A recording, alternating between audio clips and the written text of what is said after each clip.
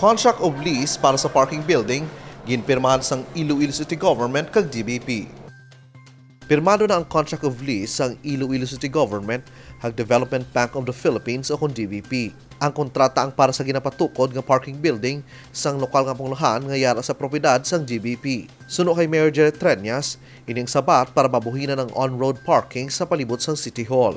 Nagpirma na kita sa contract of lease para sa 2,000 portion sa DBP. Amo na dira. Ara dira butang naton ang aton parking building. Sa karon, padayon ng pag-construct sang edipisyo, ginabanta 500 ang parking slot para sa building. Ginatunan namang benepisyo sang parking building para sa mga City Hall employees samtang paying slots naman para sa non-City Hall employees.